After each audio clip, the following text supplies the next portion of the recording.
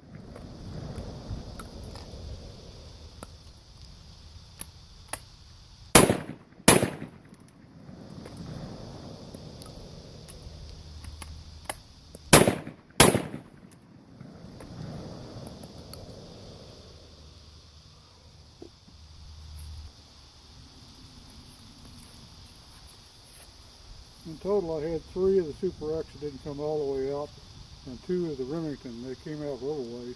Probably an experienced shucker could get them to work right.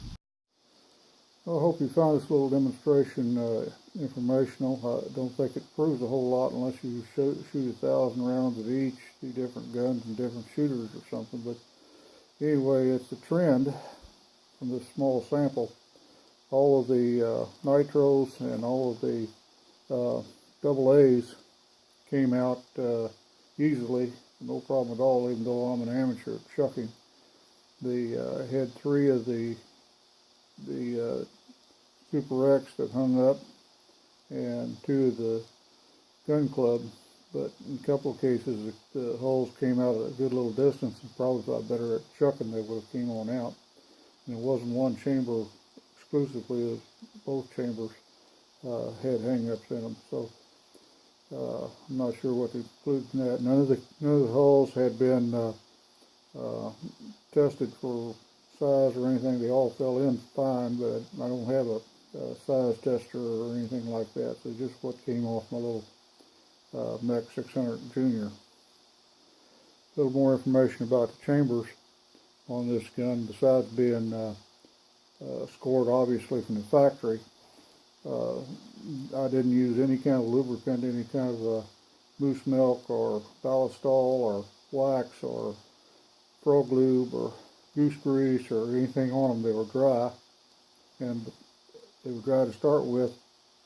And after I shot the nitro and the gun club, I brushed it again and put it, dry mop in it, and then I started with the Super X hulls with the steel heads on and ribs first in this series, and then the double A's.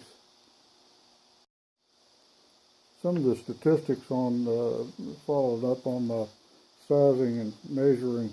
The nitros came out less than a thousandth of an inch expansion. Some didn't. I couldn't measure a difference between fired and unfired. The second runner-up was the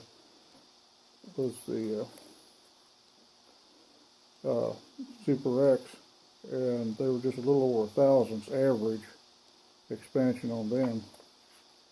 And then the double A's averaged about a little over 2/1000 of an inch expansion over 10 loads. And then the biggest expansion was in the gun clubs, was about 3/1000 of an inch average. And probably the worst expansion was 5/1000 on one gun club hull. So that gives you an idea how much they expand from those light loads, which load with red dot and about 7/8 ounce shot. So